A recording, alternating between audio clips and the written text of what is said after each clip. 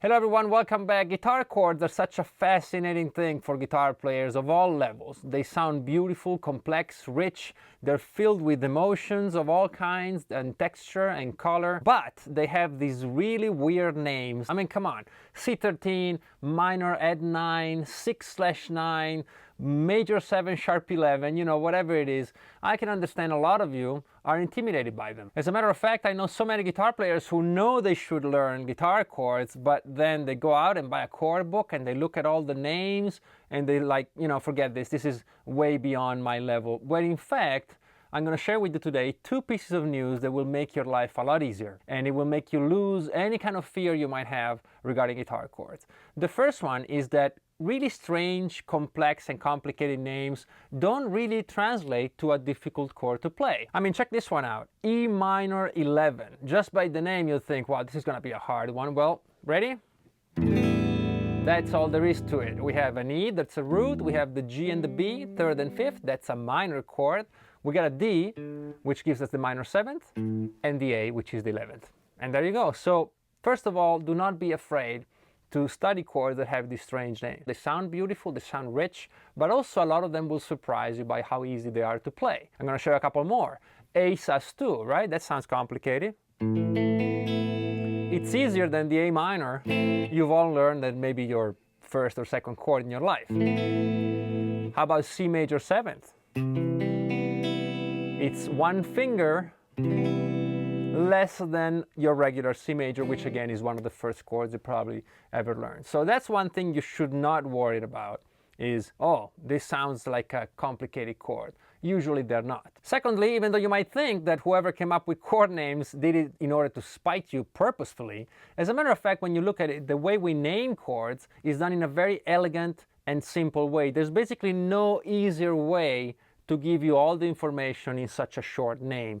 So chord names, no matter how hard they look, they are there to help you. Very similar to how we look at sheet music. Beginners go like, wow, why do they put all the sharps there? And why do we have these little dots and all those little symbols? Well, it's actually studied in a way that is the most streamlined way for you to be able to interpret music. And it's kind of the same way when it comes to music theory and, of course, chord nomenclature. So when it comes to naming chords, all we have to do is learn a very few basic rules, and once we understand them, it just becomes very, very easy to navigate. In today's video, I will show you in a brief but quite deep way the rules and the basics of chord naming, and so you'll be able to stop being afraid of these chords and start understanding them and learning them and enjoying them for what they are. They're beautiful snapshots of emotion and sound and color and texture. When you hear something like this,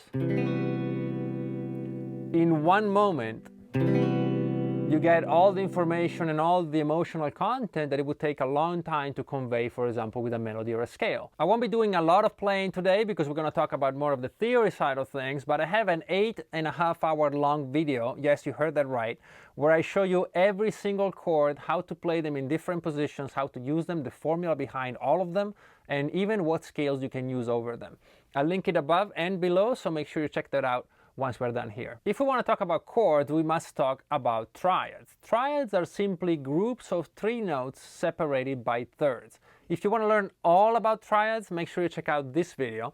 But for now, we'll suffice to know that there are 4 types of basic triads, and they are major, minor, diminished, and augmented.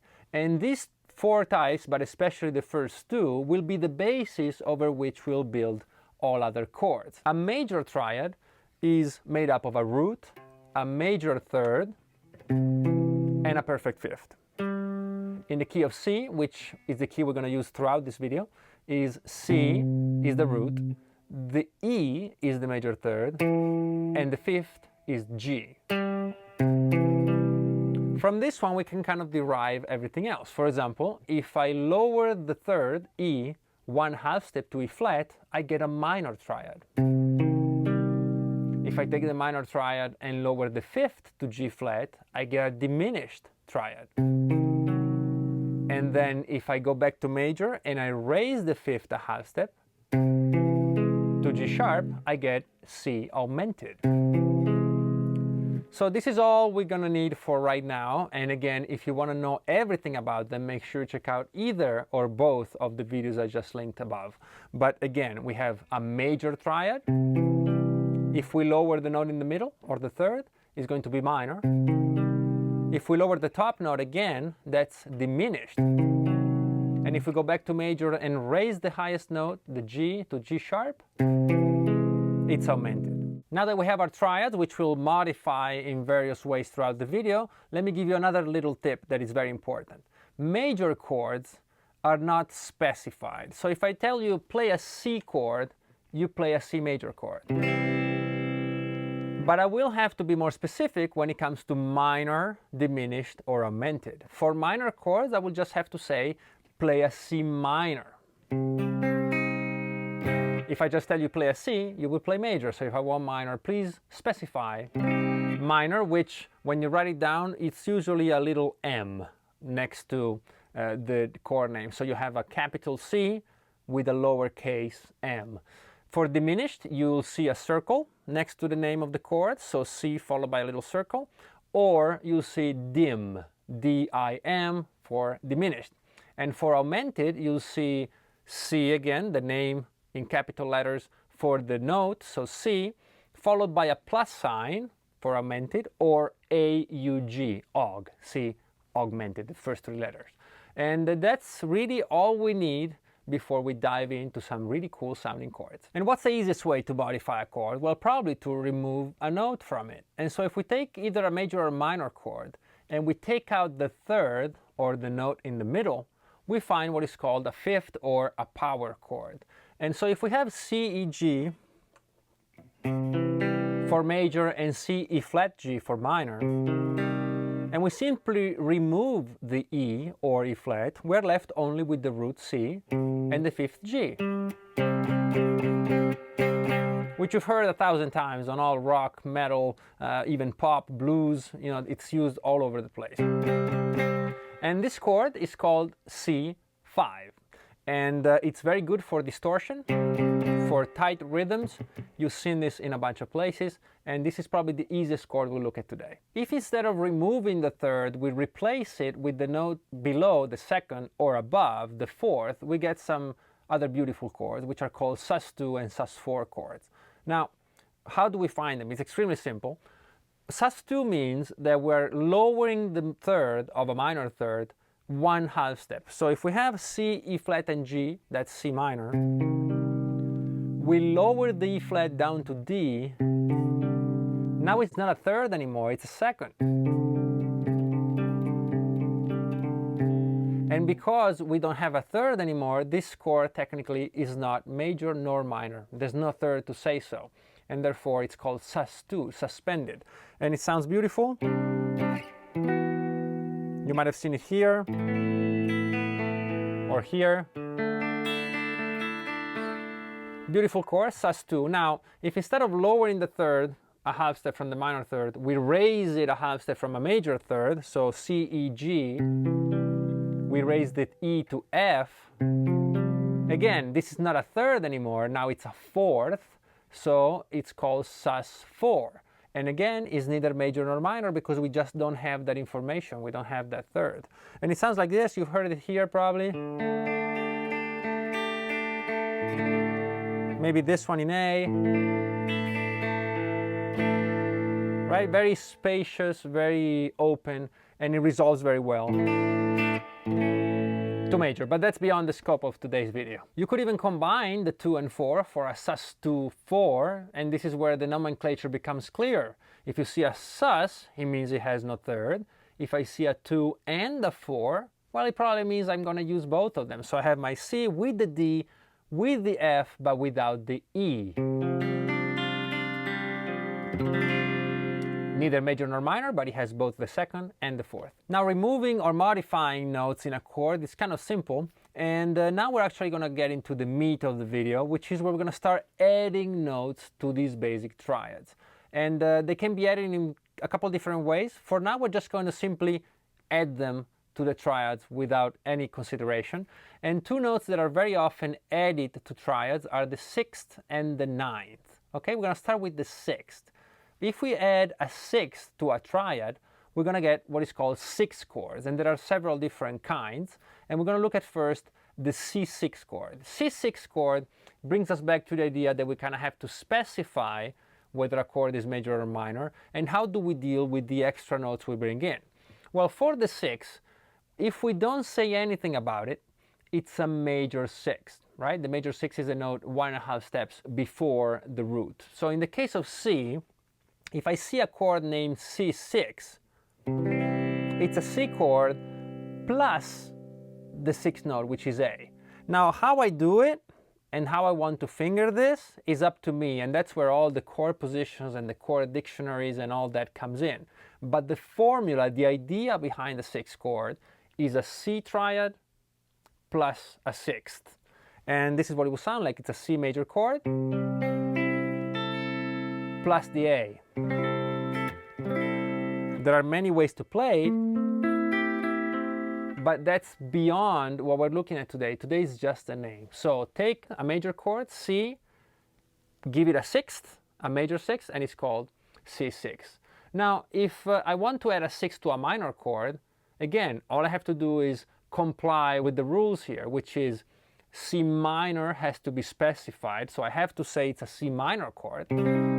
So it will be C, lowercase m, and then I'm going to add a major sixth to it, so simply a sixth.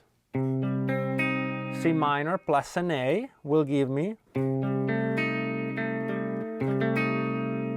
a C minor sixth chord. Now, what if I want to add a minor sixth instead of a major sixth? Well, I have to specify it by using a flat before the sixth. So C minor flat sixth, it's a C minor, but we're going to lower the sixth that we add to it. Beautiful chord, you just have to know the name. So start with any chord you want, any of the triads, although diminished and augmented don't really see a lot of sixth action, but that's again beyond what we're talking about today. But take any triad if you want and add a sixth to it. That means the original triad plus a major sixth. If you want to add a minor sixth, just specify it with a flat. And that's as simple as that. If instead of doing sixths we do nines, it's the same concept. If I don't specify it, it's a major ninth. So again, take any triad. Let's take a major triad and add a ninth to it for a C add 9 chord. That's as simple as that. Now you might wonder, why do I have to say add? Why don't I call it 9? We're going to get back to that in a second, all right? But for now, remember, if I add a 6, I can just say 6. If I add a 9, I have to say add 9, which really means what it says. Add a ninth to a regular major chord, for example. That's my D here, my ninth. Or maybe add it to a minor chord. Sounds beautiful, and it's any triad you want plus a 9. Again, not very often used with diminished and augmented, but you could, if you wanted to, take an augmented triad and add the ninth. Right? And that will give you that chord. So it's quite simple. 6 and 9s can simply be added. 6, just put a 6 in there. 9, use add. Now you can also modify the ninth by using a flat or a sharp before the ninth, but that's often seen with dominant chords, which we'll look at very shortly. By the way, I know some of you are wondering, hey, how about adding both the 6 and the 9th? Well, you can do that as well. You just call it C, 6, 9. It's as simple as that. So you go back to your C, find a D somewhere and an A somewhere, and there you have a beautiful chord that is a major triad plus your 6, in this case major 6 because it's not specified, and your major second or 9th, which is D. Now, I should mention that sometimes you'll see the 9th called a second. I think seconds should be used for suspended chords and 9s as added notes, but it's certainly fine if you call it C add 2, although I would call it add 9, but it's the same note, of course. Now, however beautiful the sus2 and 4 chords are, and also the 6 and 9, they're not built in the most usual way. The actually most common way to build bigger chords is by stacking thirds. Remember the triads? We had a root, and then a third over the root, and then another third over the third, which gives us a fifth. So we have a note, we skip one, third, skip one, fifth. We can actually keep building on top of this with other thirds.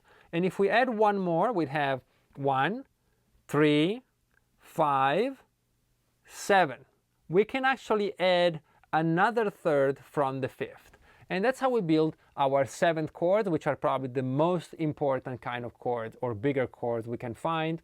And again, they're the basis for all the other extensions later on, 9s, 11s, and 13. And the idea here is that we start from one of the basic triads, and we can choose to add mainly two sevenths. The major seventh, which is the note right before the root, so in the key of C, that would be a B, and the minor seventh, which is the note a whole step before the root, so B flat. And of course, the minor seventh is 1/2 step lower than a major seventh. Now, this sounds complicated, but let's see it in action. It will make a lot of sense.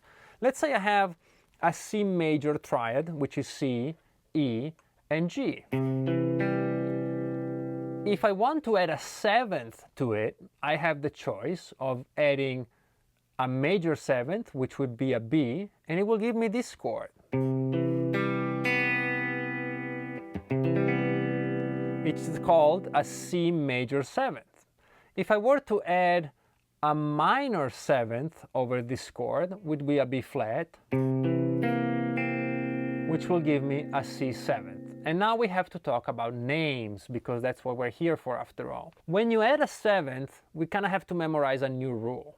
Sevenths are the opposite of chords. Remember, if I want to play a C major chord, all I have to say is C, and that's it. If I want it minor, I have to specify C minor. Now, the sevenths work totally the opposite way. If I don't say anything, if I just call it a seventh, it's a minor seventh. And if I want it to be major, I have to say major seventh. So going back to the major seventh chord, when I write down C major 7,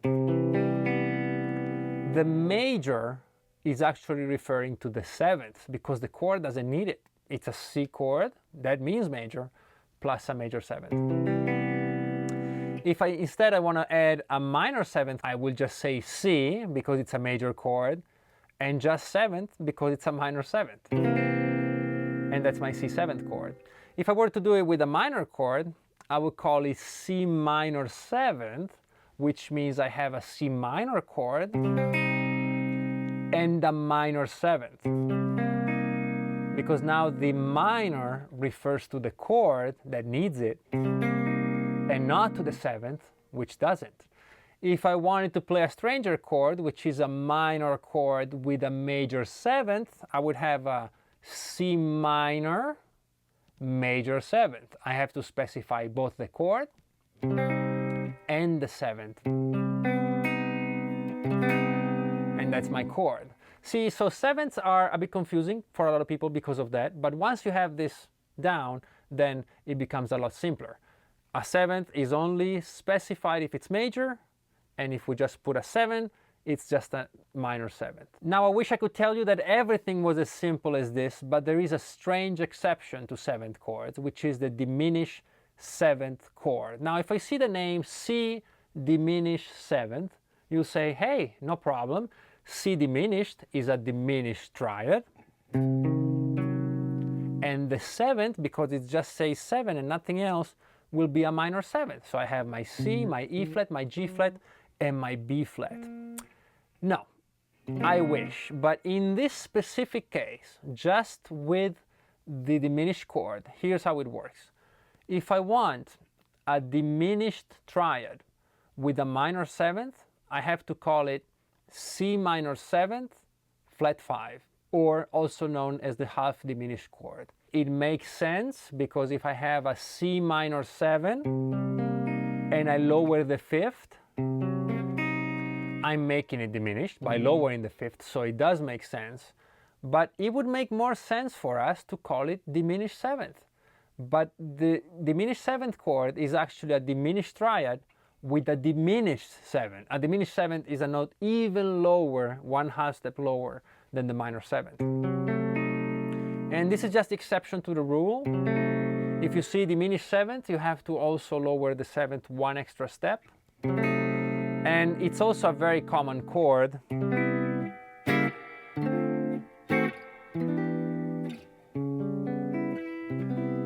And they both work together beautifully, so you have to learn these two. C diminished seventh, diminished triad plus a diminished seventh. C minor 7 flat 5 or half diminished is what you would expect, a diminished triad with a minor seventh. Sorry, there's no way around this. You kind of have to memorize it. Now, with the exception of the unruly diminished seventh chords, everything else seems to follow very simple and basic rules. If we have our triads, which we specify if they're minor, diminished, and augmented, and we don't specify if they're major, we can add to them sevenths, which work in the opposite way. If they're major, we have to put a major in front of the seventh. If they're minor sevenths, we just say seventh. And we can mix and match these with no exceptions other than the diminished seventh chords. The beautiful thing about seventh chords is that we can use them as the basis for all the other extensions, 9s, 11s, and 13s, in very simple ways. Let's say, for example, now that we have a triad, root, third, fifth. One more third gives us a seventh chord. But if we add one more third to that, 8, 9, now we have a 9 chord. And because we're not simply adding them to a triad, but we're building them over the seventh chords, we're not going to call them add anymore, but we're actually going to call them nines, which makes it even simpler. And 9 chords borrowed the name of the underlying seventh chord that's beneath them. So let's say I'm starting with a C major seventh chord. I got my root, my third, my fifth, and my major seventh. And I want to add a ninth to it, which we know is a major second. Well, I will call it C major ninth. The ninth doesn't need the information, but the major in the chord name tells me that underneath it is a major seventh chord. So now I have a C major seventh chord plus a 9.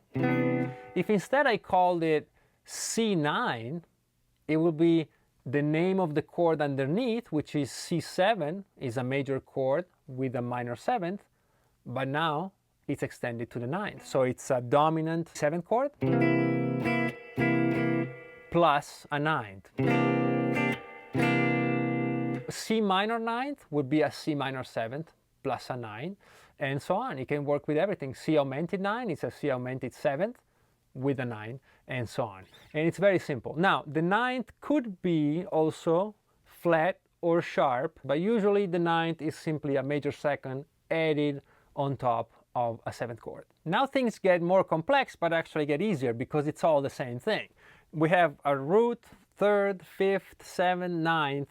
We can still add another third on top of that, so 9, 10, 11. 11 is the same as a fourth, and it's just a seventh chord of some kind with a ninth and an 11th on top of it. Now these chords are getting pretty big, as you might notice, and actually sometimes they have more notes than we have strings or fingers for sure. And so some notes are left behind, some notes are dropped, and the best candidate for this is the fifth. The G in the case of C is often left behind, but not always. You can't always do it. When the fifth plays a big role, like diminished and augmented chords, you can't just drop it. So understand that if you're following my fingers and you say, hey, you're missing a note, that's perfectly fine. But for this, I do send you back to my long video on chords because we get into detail of each one. Another thing is these names that we're talking about today, it means you can build the chords with these names, but it doesn't mean that they're all going to be desirable chords. Some of them will sound bad, some of them will not work, some of them will have conflicting notes. So we're only talking about names today. Actual use, again, please refer to that longer video. One chord that works very well with 11s is the minor 11th chord. And if I were to find a C minor 11 chord, again, I look at the underlying 7th chord, which obviously would be C minor 7th, is a minor chord with a minor 7th. And then on top of that, I will add a 9th and an 11th, or simply the 11th and drop the 9, because, you know, they get pretty big pretty quick. So how I would find it? Well, first I'll find my minor 7th chord and add an F or an 11th wherever I can find it and wherever I can play it, because these things get pretty big pretty quick. But this would be the sound of a minor 11th chord. Now, technically speaking, I could have C major 11.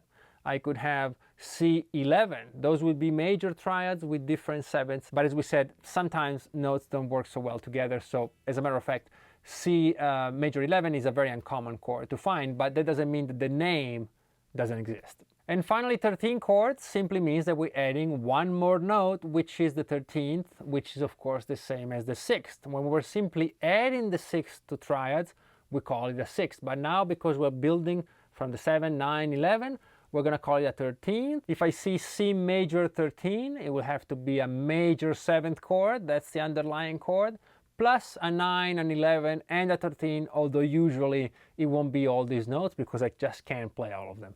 But in this case, I would have my major chord, I would have my major 7th, and I would have my 6th or 13th. This would be an example of a major 13. If I find a minor 13 chord, it's a minor 7th chord plus maybe 9 and 11, and certainly 13th. And C13, it's a dominant version, so it will be my dominant chord, my C7 chord, plus my A.